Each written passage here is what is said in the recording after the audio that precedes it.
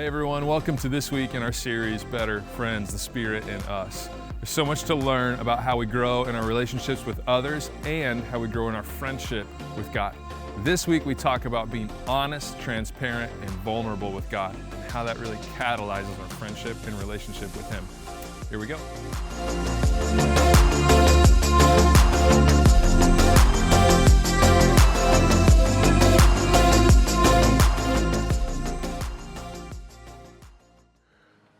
Listen, we are excited to be in this series, Better Friends, and we are finding and seeing different ways that God is showing up in some cool ways. But before we go any farther, let's just talk about this for a second, can we? Because if you've looked up, there's those moments where you have to address something that's distracting. There's a really great story behind this that I'm not going to tell you, but I just don't want you to wonder. I know it's there. Everything's okay. Lane and I are married. We're fine. Everything's good. So I can't wait to hear your theories later. But listen, we are in a series called Better Friends, and we just believe that God has invited us not just to a relationship with Him, but a friendship. Right out of the life of Jesus, we see this. He invites us to this. But how do we experience that? How do we live into that? And how can we take what we already know about friendships with others and apply some of that straight into our friendship with God, so that it seems way more like the kind of friendship that God has in mind for us? We know this, that every single one of us wants to know that there's someone by our side. Not just around us, but like with us and for us, after us, like in the moments of desperation and the greatest moments of celebration. Someone who will not go away when they find out. Someone who will not abandon us when things get hard, when things are disagreeable, when things are challenging. They're not gonna peace out, they're with us, they're for us. As we strive for the good things that we see ahead in our lives, they are with us. They believe in us even when we stop believing in us. The kind of relationships, the friends that make us better. This is the kind of friendship that God invites us to. And we've been defining friendship this way, that friendship is a personal relationship of love and loyalty. It is not transactional. It is not, it's not just information, it's not just back and forth. It is a personal, between people relationship where we both, in both directions, express love and loyalty. God has done this for us, and we want to respond in the same way. And as we do this, our friendship and relationship can thrive and flourish and grow. Now, there's lots of lenses to look at our relationship with God. Friendship is just one of them, but it's a powerful and helpful one. When you back up and realize that our friends actually choose us, God chooses us. Our friends like us. God actually likes you. He doesn't just love you. He didn't just make you. He's not just after you. He actually enjoys you. He's glad to be together with you, the way we've been defining joy. We experience joy with God as we enjoy being glad to be together with Him. Now today, as we think about how relationships thrive, and particularly our relationship with God, we're gonna lean into something that makes everybody super comfortable and everybody's total fan of this: vulnerability. I looked up the definition of vulnerability, and the first definition I found is this: the quality or state of being exposed to the possibility of being attacked or harmed. There's a reason we don't like the idea of vulnerability. Exposed to the possibility of being attacked or harmed, either physically or emotionally. It doesn't sound terribly appealing, and yet what we know for sure, what you've experienced in every single relationship, is that without it, your relationship is stuck. It stops. It comes to a screeching halt with a very low ceiling. We can define and we can set and perceive the limits of our relationships simply by looking at how vulnerable we are willing to be. We know that what we actually long for in friendships is that people actually see us, that we can be seen and known. It doesn't happen without being vulnerable, without exposing, revealing parts of us appropriately, at the right pace, and all the things along the way. But we have to allow ourselves to be known. Our friendships will not get better. That's just how it is. In fact, I bet you know this. As you think of any of your best friendships, as you think about marriage, if you think about family, isn't this true? That unless someone is willing to offer themselves to us, we aren't really that comfortable in offering ourselves back. No matter how curious we might be about another person, if they're not willing to open themselves and hold space with you, relationship is stuck. I've learned this in several developments over the course of my life. There was a moment where I was sitting with these three guys. I really only knew one of them. There were two other guys. The four of us were guys in our mid-30s who were in leadership roles and likely to step into another kind of leadership role. And there was a fifth guy who's like a total sage, full of wisdom, awesome guy, probably in his mid-60s at the time, just challenging us, asking good questions, like stirring up conversation among us so that all of us would get better. But like I said, I was really only friends with one of them. Along the way, he perceived something in me that I didn't perceive in myself. And so he asked me in the context of the group, he said, Drew, do you think of yourself as someone who easily trusts people? Now, I was, in my mind, I'm like, I think the right answer is yes. I think that might be true, or at least I hope that's true. So I started to say yes. So I started to say yes, and then one of these other two guys said, I can't tell you exactly what he said, but he disagreed strongly. And I was like, whoa, it knocked me back. I appreciate this guy's honesty, and we're friends to this day, but I was like, that's surprising to me. Tell me more. He said, listen, from the day I met you, and he went moment by moment about how different ways I had held him at arm's length. He said, I feel like I've had to scale walls, open doors, kick down doors to find ways in to connect with you. And I'm like, oh, I don't know what you call that, but it's the opposite of vulnerability. And it just stops relationship.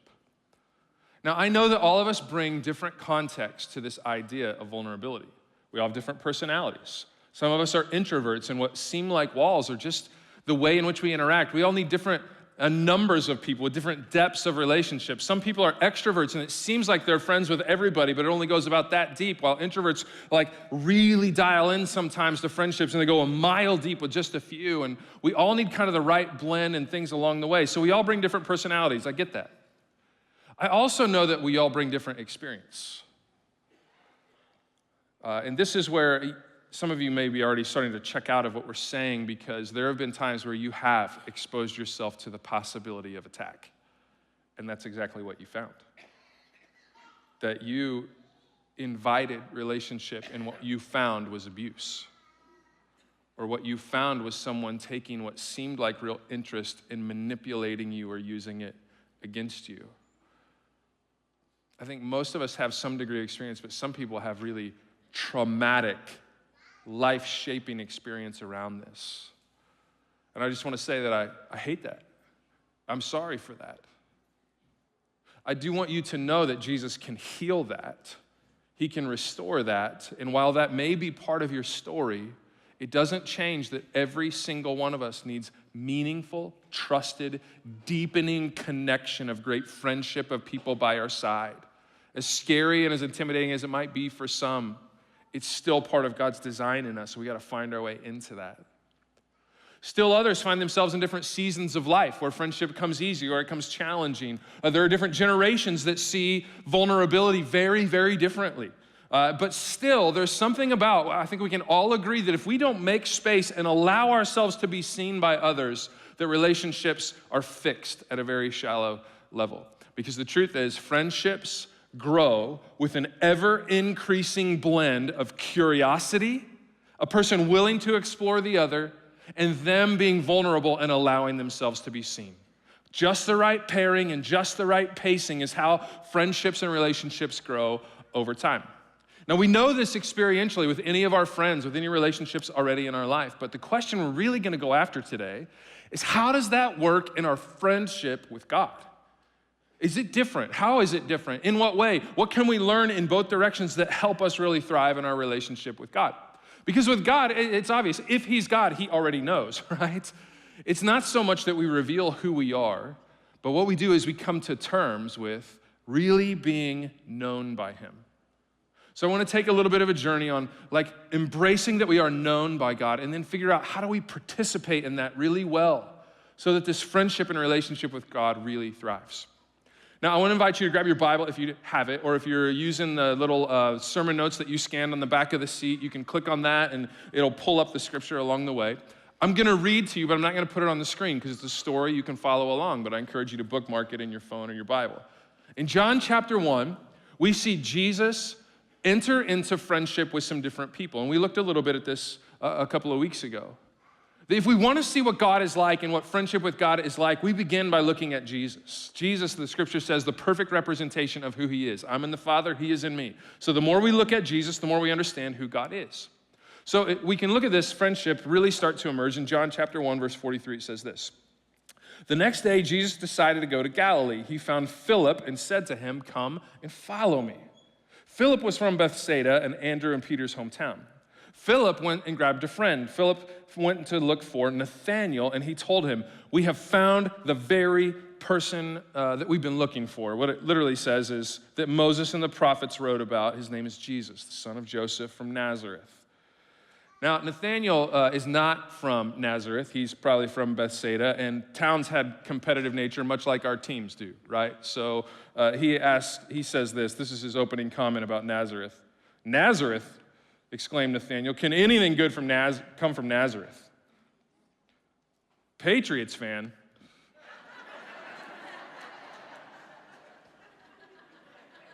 You get the idea. I had to choose a team that wasn't in it, so I didn't really make people mad. Opinionated, pretty blunt guy, speaks really clearly, and Philip says, well, why don't you just come and see for yourself? As they approached Jesus, this is Jesus' introduction to Nathanael. As they approached, Jesus said, now here is a genuine son of Israel, a man of complete integrity, which sounds like a compliment, but what it literally means is a man with no guile. There's nothing false about him, no pretense, no masquerade. In other words, this dude's wicked blunt. Jesus replied, he says, there's this powerful question that Nathanael then asks. How do you know about me? Have you ever met someone had been talking to you about them and you don't know them yet? And it's like alarming when someone knows things about you that you're like, how do you know my social security number? That's weird. You get a little suspicious, right? It's a powerful question. How do you know about me? While we've been using this pretext of Jesus entering friendship, and we can enter friendship with God in a similar way, there is obviously a difference in Jesus. He was not just the best man who ever lived. He was God made man. He was fully God and fully man. So while there was a lot of humanity in Jesus, there's also other about him. He was holy, no one like him. And so anyway, he exposes that to Nathanael. He says, listen, I've shown you that I've known. And so Jesus replies, I could see you under the fig tree before Philip even found you. Now, maybe he was literally under a fig tree, but it was also an expression in the first century to talk about one who was studying the Old Testament scriptures. And interestingly, Jesus will reference that here in just a minute. Then Nathanael exclaimed, Rabbi, you must be the Son of God. Now, we load that up. It just means, wow, there is something special about you. Verse 50, Jesus asked him, do you believe this just because I told you I saw you under the fig tree? You'll see greater things than this. And then he said, I tell you the truth. You will see all of heaven open and the angels of God going up and down on the Son of Man, the one who is the stairway between heaven and earth. What's interesting about this is that it's very possible that Nathanael was just reading a story about a man named Jacob in the Old Testament who was said to have wrestled with God, that he wrestled all the way through the night and finally demanded a blessing and received it along with this thing in his hip. It's a great story. You got to check it out. But he names that place Bethel, house of God, the place he wrestled with God. Then there's this question over the course of all the history of people of Israel, where does God meet with man? And the answer for the longest time was this place called the temple. But what Jesus would come and say is, no, I'm the temple. I am the way you meet with God. What he was saying is, Nathanael, I saw you and you'll see more. I see you all the way. I'm not just Jesus. I'm not just a man. I am God made man, and this is the place you meet with and have friendship with God. What we can see for sure about Jesus is that he saw Nathanael. Not just he encountered him and met him, but he saw him all the way through. He saw his values. He saw his character. There's no question each time Jesus meets people that he sees them as they are. There is not a question of whether we need to be known or reveal ourselves to God. We are seen. In fact, I love the expression of this in a poem from the Old Testament. It's called Psalm 139. A man named David characterized this experience of being known by God. And I want to encourage you, just take this in for just a moment. It says, Lord, you know everything there is to know about me. You perceive every movement of my heart and soul. And you understand my every thought before it even enters my mind. You are so intimately aware of me, Lord. You read my heart like an open book, and you know all the words that I'm about to speak before I even start a sentence. You know every step I will take before my journey begins. You've gone into my future to prepare the way, and in kindness you follow behind me. I love this, to spare me the harm of my past. For those of us who have encountered God and know his love for us, that we've trusted Jesus and we're experiencing life with him, those are such affirming words. That's actually what we long for in people who know us, to be seen, to be known, to be understood, to be valued, to be protected, to be supported. We long for all those things, and God says, I got you. But anyone who hasn't encountered God, that's got to be just a little bit alarming. Because if we think about the thoughts that eventually occur to us, or the words that come out of our mouth, or the future that we have planned for ourselves, or the past that we've come out of, it can be a little bit alarming. If someone knows us that well, it's like, oh no. Because while we want to be known, we also like to hide, don't we? There's no question about God seeing us. The question really is about what we fear. What's going to happen when we are seen? And that depends completely on who it is that's seeing us. Do we trust him? Because as we slowly reveal ourselves to our friends, as we slowly invite them in on who we are, how we feel, what we think, what we're about, what's important to us, our failures and all the things along the way, what we terribly fear is that if we become vulnerable, if we open ourselves to attack, what we're going to find is that we're going to be compared with others. We'll be judged and condemned. We'll see that condescending look like, oh, little one, that's so cute, or how could you, or who are you?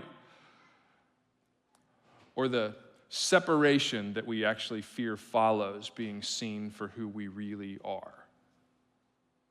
This is what's scary about being vulnerable. We actually have to, if we're going to find our way into real connection and the value of relationship we want, we actually have to open ourselves to the possibility of attack. So we're wise about who we do that with, because unless that person's motives are true and pure, unless they really love us, it's not wise. The beauty is God's motives are pure. He's after us. He's for us. If we're seeing what happens, people can get to us, like we said. And so we hide and we try to protect ourselves so that we don't feel exposed, because we just don't know what's going to happen on the other side of that. How do we know it's going to be safe to let people in? And so it might be alarming to think, well, God's already in. He already knows. This is where curiosity really helps us from last week. It helps us so much. In fact, if you've started to read the Gospel of John, you've already seen how Jesus starts to react to people who are in vulnerable places. If you haven't started reading the Gospel of John, I encourage you. It's just an account of Jesus' life from one of his closest friends, John. And story after story start to reveal Jesus' character to us. Because we fear with others comparison, judgment, and separation, but that is not what you find with Jesus. What you actually find with the one who really knows us is compassion, truth-telling, and connection. Like this guy Nathanael, even though Jesus saw him right out of the gate, he entered into a long relationship of following and enjoying life with Jesus. By John chapter 3, you meet a guy named Nicodemus who's a little embarrassed to be meeting Jesus, but Jesus still welcomes him and creates space for him. By John chapter 4, you see this woman who everyone else has excluded.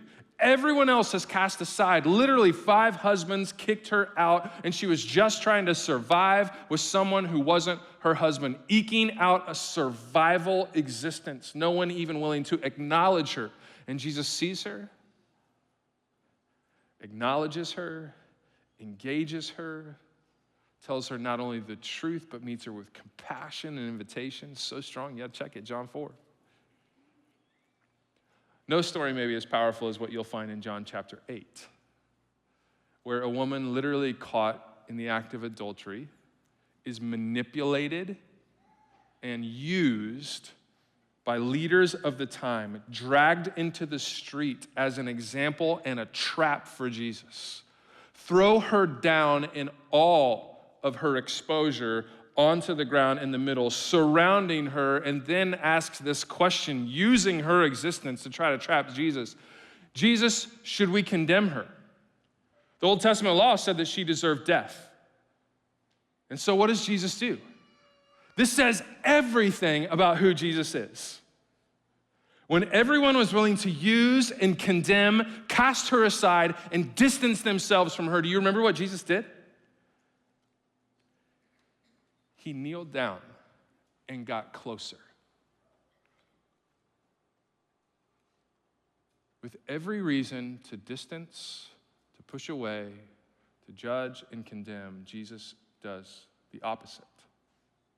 He gets closer. And rather than speaking, just remains near her. Starts drawing in the dirt. The crowd demands an answer. Those trying to trap him is like, answer the question. And so he stands for a minute to engage them, to get closer even to them, all their malicious motives and everything, and says, you know what? Any of you without sin, you throw the first stone. And then what does he do? He gets closer again to her, ready to meet her in all of their judgment, supporting and being close. In their shame, all of those accusers slowly drop their rocks and walk away. Jesus still near her, and then he engages her. And he says, Where are your accusers? Is there anyone left to condemn you? And she says, no. And so what does he say? Do you remember? This is Jesus' character. Then neither do I. Compassion, nearness, connection is what we find. And so we need not be alarmed that God knows us. This is how he meets us. And he meets us with truth. While he meets us where we are, he never leaves us there. He also says to her, go and sin no more. You'll see this over and over. John chapter 9, a man born blind. Jesus over and over meeting people in connection. See, this is the beauty of friendship with God. While it is similar in our friendship with others of being known, for us, friendship with God is not a journey toward being known. We already are. It's instead a journey of embracing that we already are known. And here's where the power really settles in, that we really are known in all of our awesomeness and terribleness and all of our selfishness and all of our generosity, in every single aspect, the things we don't even want to say to ourselves. We can embrace that we are known and loved still. This is what we actually most long for in our friendships, isn't it? That we don't have to hide, that we'll be loved still. In spite of all the reasons that God may cast us aside, he does not. I know it's scary to allow ourselves to be known by people. You know why? Because people are messed up. I have news for you. You are screwed up, right? Can I just get an amen? You know how I know? I'm screwed up. Every person, I get vulnerability is risky because we're broken. People fail, and sometimes big. But God does not. And this is the beauty of what we're invited to with Jesus, not to be right and not to know, but to be known and loved. I love the way Kurt Thompson says it in his book, The Soul of Shame. He says, for if relationship with Jesus is as much about being known as it is about knowing, and by the way, it is as much about being known as it is about knowing, then we soon learn that life with God is not about being right, but about being loved. This is friendship. This is relationship, not religion. And so we bring all of our vulnerability, all of our brokenness. We open ourselves as far as possible to the God who has already seen so that we can find what he's ready to offer: compassion, connection, and truth. You see, friendship with God is not only not a journey to being known because we already are, it is also not a journey to becoming vulnerable, because the truth is you already are. If we haven't learned anything from the last couple of years, or if we have learned anything, it is that we are way more vulnerable than we thought we were.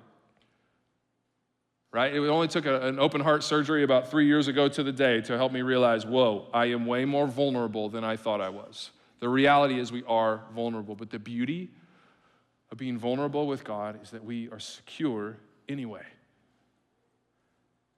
all of that angst and worry that comes up when we feel exposed need not scare us with God, because God doesn't fail. He meets us like Jesus met that woman in the dirt and says, I'm here anyway.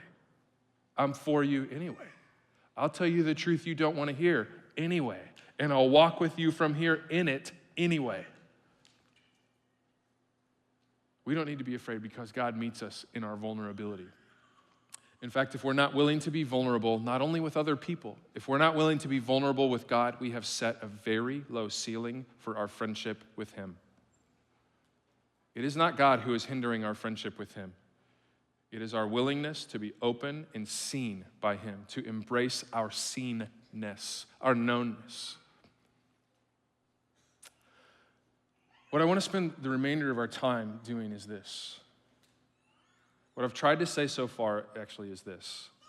You are known and loved. And so you can embrace being known. But how do we do that? Maybe this will help. In my childhood, both my parents worked. They were both teachers. One taught in a different town, and my mom was more of a early morning riser, so she would go do all her pre-work in the mornings before the day, and then she would come home quickly after work to support our family for the evening. My dad, on the other hand, often had evening obligations, and so he would take the mornings. So our mornings happened, Mom was already gone, we would wake up, we would have breakfast, usually a toaster strudel or some kind of sugary cereal, and it was awesome. But even before that, we had this glorious, amazing thing that I hope many of you have experienced called a Flintstone vitamin. Do you remember the Flintstone vitamins? Listen, a Purple Dino was a solid Tuesday morning. Well, listen, I enjoyed these things so much. They were so tasty that they're like sweet tarts. This is great. I'm like, I can't believe this is good for me. You want me to eat this? Done. And so he would set 2 of these out, and so I took mine, and then I'm like, I want more. So I took half of the other one laid out for my brother. Yep, this is when I learned I would not lead a criminal life. Why not just eat the whole vitamin? Because what my brother apparently found was a vitamin half gone with tiny teeth marks in it and went and told my dad. And my dad came to me and said, hey, did you take half this vitamin? I'm like, nope. Listen, I mean, I don't remember what unfolded, but it was not pleasant. Because my dad would teach me a lesson in that moment. Son, if you're gonna lie to me, we can't be connected. If we don't have truth and honesty with one another, this all stops right here. And so he taught me the consequence in that moment of how lies destroy relationship. A lack of willingness to be honest destroys relationship.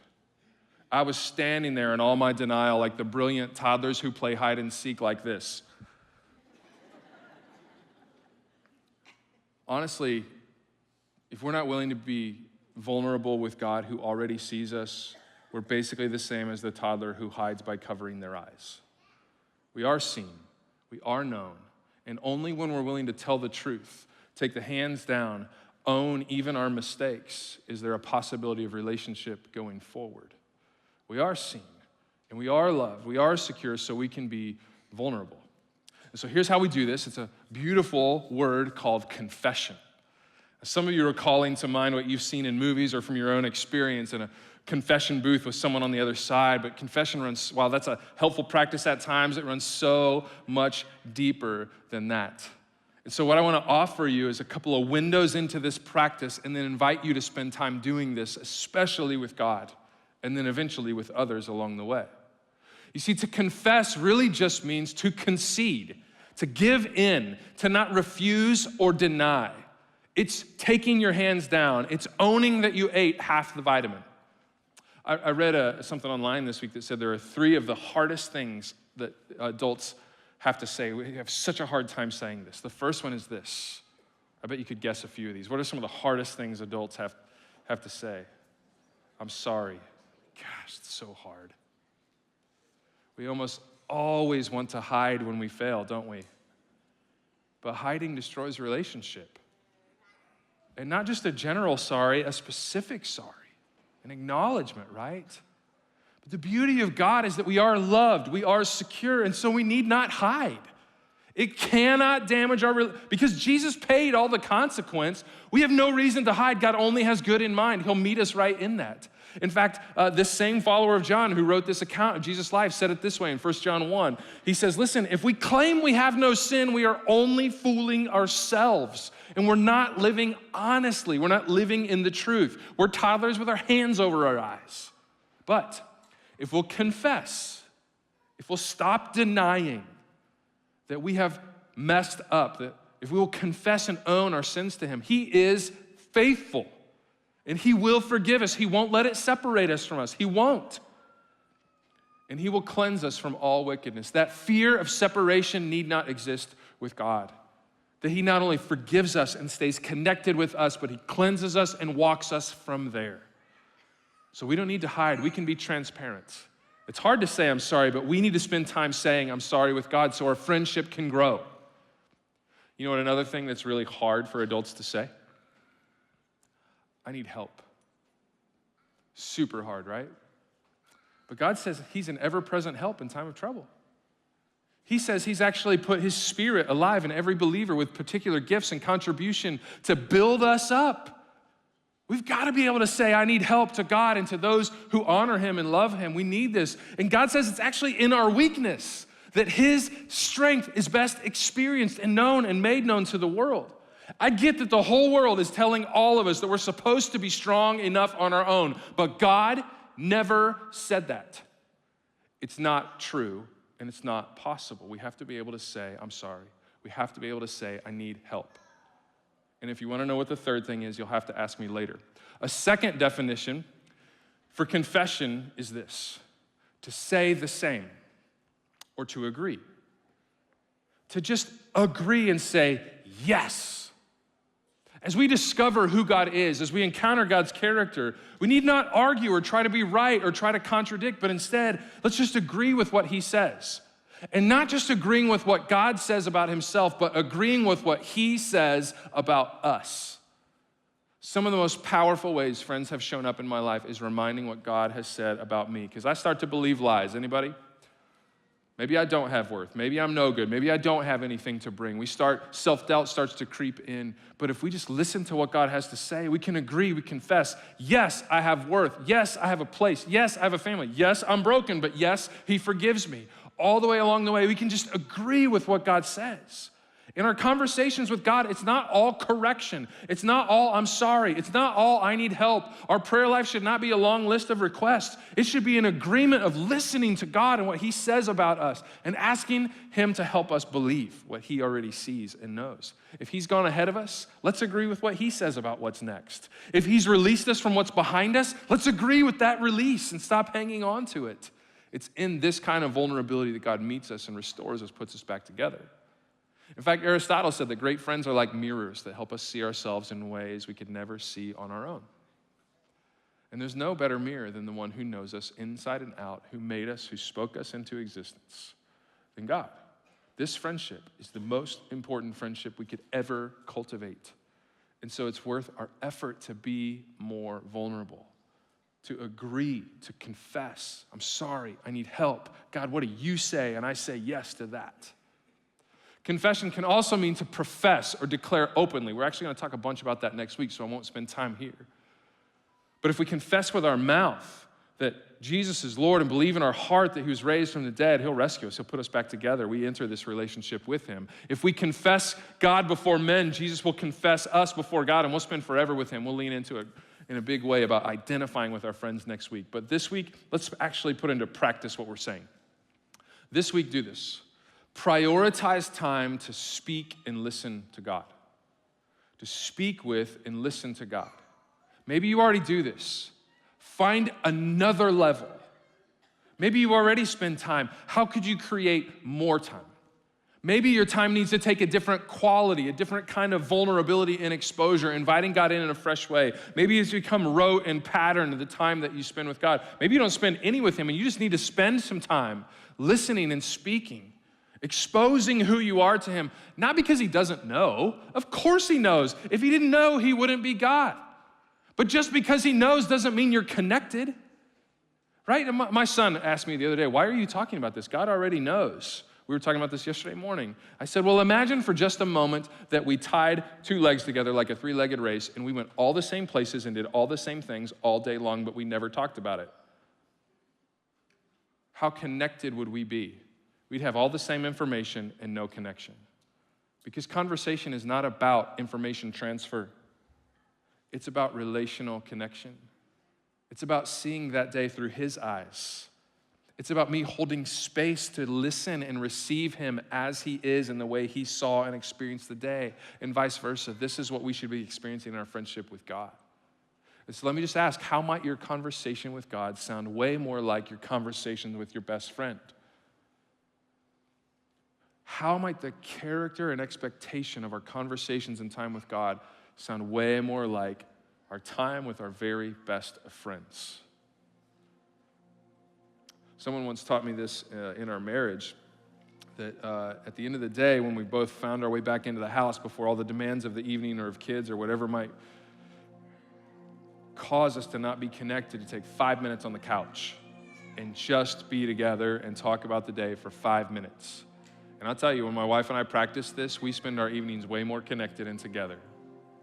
There's something about uninterrupted receiving who they are and revealing who you are, meeting one another right where we are. Now, I want to offer you a helpful pattern because sometimes we don't know how to do this with God. It's in that same psalm that we read earlier in Psalm 139. The very end, it says this. After David has spent 22 other verses writing this beautiful poem of how well and intricately and intimately he's known by God, he still finishes with an invitation to be known. He says, search me, O God. Test me and know my anxious thoughts. Look and see if there's any offensive way in me and lead me, God, in the way everlasting. Do you hear it? God, I'm here to be seen. And God, I'm bringing anxieties. Help me know what they are. You know better even than I know what they are. Help me see them. God, see if there's any offensive way in me. He didn't assume he was perfect. He didn't put on pretense. He said, I know there's stuff broken in me. God, let's talk about it. Let's own it. Let's bring it right here because I got nothing to hide and nothing to fear. And then lead me, God. You've seen the future. You know what's ahead. Lead me in the way everlasting. What a helpful pattern, wouldn't you say? For a conversation with God. What if we just spent even the next few moments? What if multiple times this week you sat down and gave God space around this pattern? One of the most powerful moments I have ever experienced with God was patterned after this prayer in these two verses. Giving God space, not just to hear from you, but for you to hear from him. All right, so this week, let's take a step. Let's put this into practice. Maybe grab onto those last few verses of Psalm 139. Spend just a little bit more time getting just a little bit more honest with God and watch what stirs up in your friendship with him. If we can support you along the way, we would love to. Head over to canyonridge.org. You'll find all the information you need as well as a way to reach out. And if today was helpful to you, I encourage you, share it with a friend and don't forget to hit that subscribe button. We'll see you soon.